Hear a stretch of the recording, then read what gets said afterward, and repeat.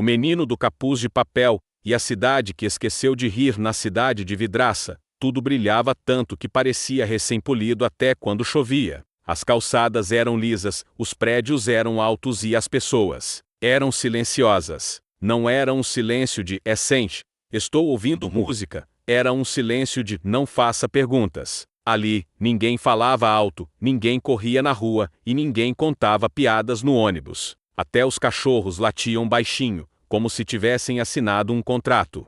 Lucas morava no 12º andar de um prédio que cheirava a limpeza e regras. Na porta do elevador, havia um aviso: sorriso excessivo pode causar aglomeração. Ele lia aquilo todo dia, e não entendia se era brincadeira ou ameaça. Na cidade de vidraça, as placas eram sempre sérias demais para serem engraçadas. Mas Lucas era o tipo de pessoa que ria do próprio pensamento. Quando via uma nuvem com cara de batata, ele ria. Quando uma vassoura caía sozinha, ele ria.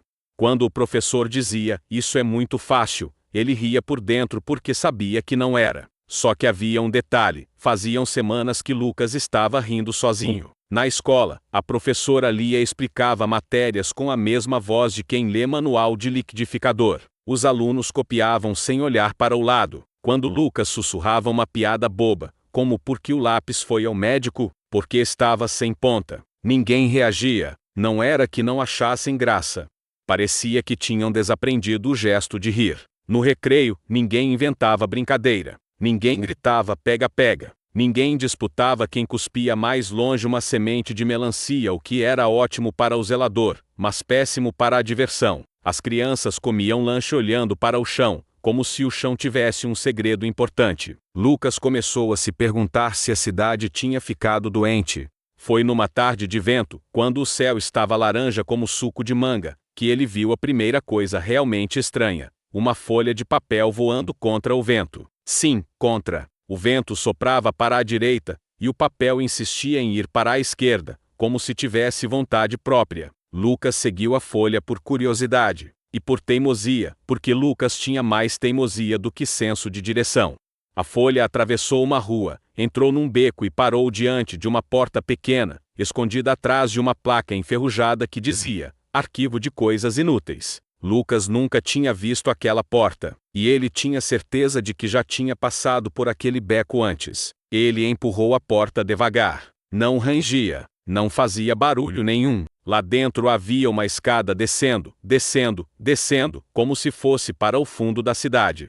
A folha de papel desceu pela escada primeiro, girando como um convite. Lucas desceu. O lugar era enorme. Prateleiras até o teto, caixas, pastas e gavetas. Tudo organizado, etiquetado e triste. Em cada etiqueta, uma palavra: gargalhadas 1998 a 2003, brincadeiras de rua, histórias antes de dormir, careta de tio, pulos na poça. Lucas arregalou os olhos. Aquilo parecia um museu do que a cidade tinha perdido. Finalmente alguém entrou, disse uma voz. Lucas girou e viu um senhor baixinho com óculos enormes e um chapéu feito de recortes de jornal. Ele tinha cara de quem sabe um monte de coisas, e esquece onde colocou as chaves. "Quem é você?", perguntou Lucas, tentando não soar assustado, mas falhando um pouco. "Eu sou o guardador. Guardador de coisas que as pessoas jogam fora sem perceber", respondeu o senhor, apontando para as prateleiras. "Aqui é onde vêm parar as risadas que ninguém dá, as perguntas que ninguém faz, e as ideias que foram interrompidas no meio." Lucas ficou parado, olhando para uma caixa escrita: "Imaginação, usar com cuidado". "Por quê? Tudo isso está aqui?", ele perguntou. O guardador deu um suspiro tão longo que parecia ter poeira de século. "Porque a cidade de vidraça decidiu que alegria dá trabalho, alegria bagunça o cabelo, alegria faz barulho, alegria atrasa a fila."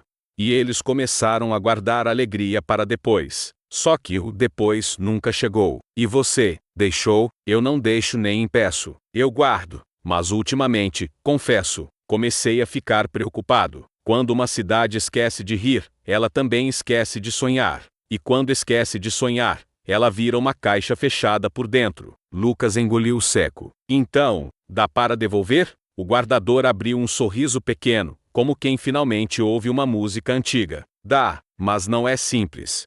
As risadas não voltam só porque você pede por favor. Você precisa Acender algo. Um tipo de faísca. Ele puxou uma gaveta e tirou um objeto estranho. Um capuz feito de papel dobrado, como aqueles chapéus de jornal que a gente faz brincando em casa, só que mais bonito. Tinha estrelas desenhadas e uma etiqueta pendurada. Capuz de papel transforma coragem em ação. Vista isso, disse o guardador, e vá até o relógio central.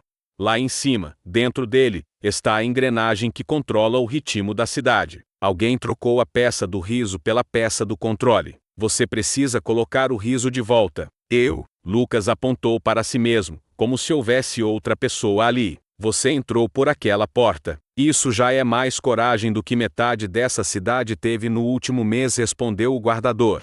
Além disso, eu sou velho demais para subir em relógios e cair de bunda. Lucas quase riu. Quase.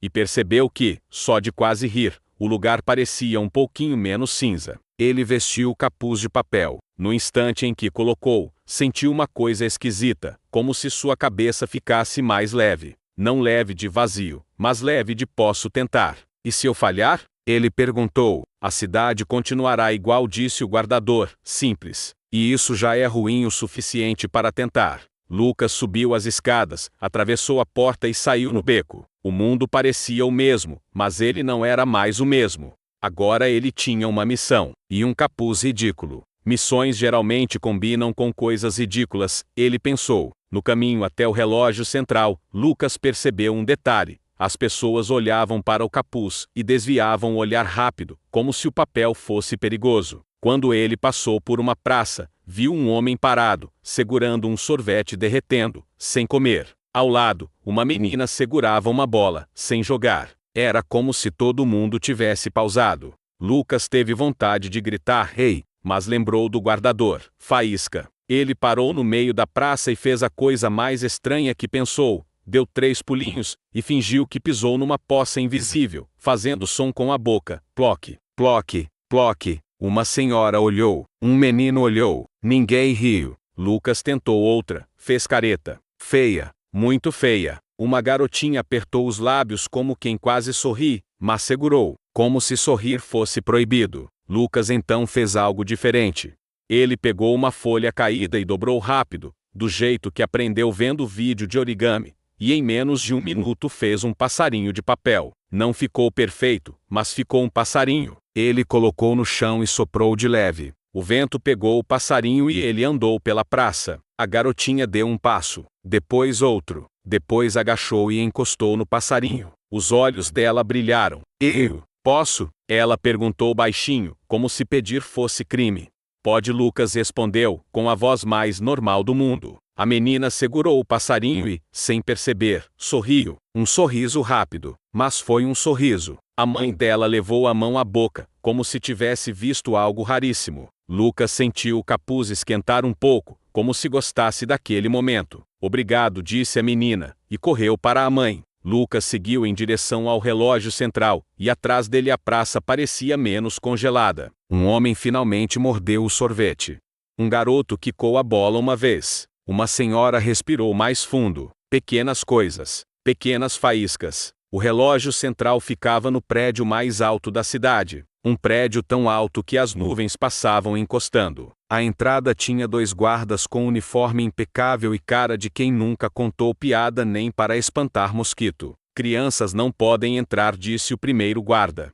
Não é criança, é um agente do arquivo de coisas inúteis. Lucas improvisou, apontando para o capuz, como se aquilo fosse crachá. Os guardas olharam um para o outro. O capuz de papel pareceu brilhar, não de luz real, mas de certeza. E, por algum motivo, os guardas abriram caminho. 5 minutos, disse o segundo, sem emoção. Lucas entrou. Por dentro, o prédio era uma escada em espiral subindo até a sala do relógio. Cada andar tinha um som, tic-tac, tic-tac, como se a cidade respirasse por aquela máquina. Ele subiu e subiu. Quando chegou ao topo, encontrou uma porta de metal com a placa Sala de engrenagens, acesso restrito ao senhor do ritmo. Lucas empurrou a porta. Estava trancada. Claro, ele murmurou. Sempre trancada. Ele olhou ao redor e viu um pequeno duto de ventilação. Pequeno, mas não impossível. Lucas nunca tinha entrado em duto de ventilação. Isso só acontece em filme. mas ele estava usando um capuz de papel mágico, e a cidade tinha esquecido de rir. Então, por que não? Ele tirou a grade com esforço, se espremeu e entrou. Dentro da sala, havia engrenagens gigantes, e no centro, uma máquina com um lugar vazio onde deveria existir uma peça. Perto dali, num pedestal, brilhava uma engrenagem dourada com a palavra controle. Ao lado, uma engrenagem de vidro empoeirado, jogada como lixo, com a palavra riso. E então Lucas ouviu passos. "Quem está aí?" perguntou uma voz fina e irritada. Lucas se virou e viu uma figura alta, magra, com um terno cinza e uma gravata perfeitamente alinhada. O rosto parecia feito de papel também, mas papel sem desenho, papel de recibo. Ele tinha olhos apertados e mãos que mexiam no ar como se ajustassem coisas invisíveis. "Eu sou o senhor do ritmo", disse ele, com orgulho. "E ninguém mexe aqui." Lucas apontou para a engrenagem de vidro. "Você jogou o riso fora." O senhor do ritmo fez uma careta de nojo. "Riso atrapalha. Riso causa atrasos. Riso faz perguntas. Eu trouxe ordem para G, para a cidade. Tudo funciona melhor assim." "Funciona?" Lucas perguntou, apontando para baixo, para a cidade silenciosa. "As pessoas parecem desligadas." "Elas estão eficientes", corrigiu o senhor do ritmo. Lucas pegou a engrenagem de vidro com cuidado. Era leve, mas quando ele encostou, ouviu um som baixinho, como gargalhada dentro de uma bolinha. A engrenagem parecia viva. "Você não entende", Lucas disse. "Alegria não é bagunça. Alegria é combustível." O senhor do ritmo avançou. "Largue isso." Lucas correu até a máquina central. O senhor do ritmo tentou alcançá-lo, mas escorregou numa graxa, e por um segundo mesmo, a cena foi engraçada. Lucas quase riu, e percebeu o riso da força. Ele encaixou a engrenagem do riso no lugar certo. A máquina tremeu. As engrenagens gigantes começaram a girar diferente. O som mudou de tic-tac para algo mais solto, como se o relógio agora respirasse em vez de mandar. O senhor do ritmo gritou, mas o grito foi engolido por um som novo, uma risada ecoando pela sala, não de uma pessoa, mas do próprio prédio, como se o relógio central lembrasse como era ser leve. Lá embaixo, Lucas ouviu como se estivesse dentro do vento um primeiro riso real, vindo de alguém que nem sabia mais como fazer isso. O senhor do ritmo olhou ao redor, apavorado. "Não, vai virar caos. Vai virar vida", Lucas respondeu. A engrenagem dourada do controle perdeu o brilho. Ficou opaca. O senhor do ritmo pareceu menor. Eu só queria que tudo fosse perfeito", ele sussurrou, como uma criança confessando uma bagunça. Lucas respirou fundo. "Perfeito é chato. Perfeito não deixa espaço para alguém tentar de novo." O senhor do ritmo não respondeu. Ele apenas se sentou no chão, como se estivesse cansado. Talvez estivesse. Talvez até ele fosse só mais um que aprendeu errado. Quando Lucas saiu do prédio, a cidade já estava diferente. Não era uma festa. Não era carnaval. Era um começo. Uma senhora ria baixinho de algo na própria cabeça. Dois amigos corriam na calçada e quase bateram, pedindo desculpa e rindo. Um cachorro latiu alto e ninguém reclamou. Um menino fez uma bola de papel e arremessou no lixo. Errou. E riu mesmo assim. Lucas voltou ao beco do arquivo e desceu as escadas correndo. O guardador o esperava, como se já soubesse. "E então?" perguntou ele. Lucas abriu um sorriso enorme. "Deu certo." O guardador assentiu, satisfeito. "Ótimo. Agora, a parte mais difícil começa." "A parte mais difícil?" Lucas arregalou os olhos. "Manter. Porque a cidade vai tentar voltar ao controle. Vai ter gente dizendo que essa bagunça toda é perigosa. E vai ter gente com saudade do silêncio. É assim que funciona. Mas agora, vocês lembraram." Lucas olhou para o capuz de papel. "Eu posso ficar com isso?" "Pode", disse o guardador. "Mas lembre, o capuz não faz nada sozinho. Ele só lembra você do que já existe aí dentro." Lucas subiu e saiu de novo para a rua. O céu estava mais aberto, como se as nuvens também tivessem tirado o uniforme. Ele passou pela praça e viu a garotinha do passarinho dobrando um novo, ensinando outra criança. Ela olhou para Lucas e gritou, sem medo: "Ei, olha o meu!" E pela primeira vez em muito tempo, o som da cidade não era tic-tac. Era riso. E Lucas percebeu uma coisa: não era que a cidade de vidraça tivesse esquecido de rir. Ela só tinha esquecido que alguém precisava dar o primeiro sorriso. sem pedir permissão. E, às vezes, é assim que o mundo muda, com um capuz de papel e a coragem de parecer bobo por alguns segundos.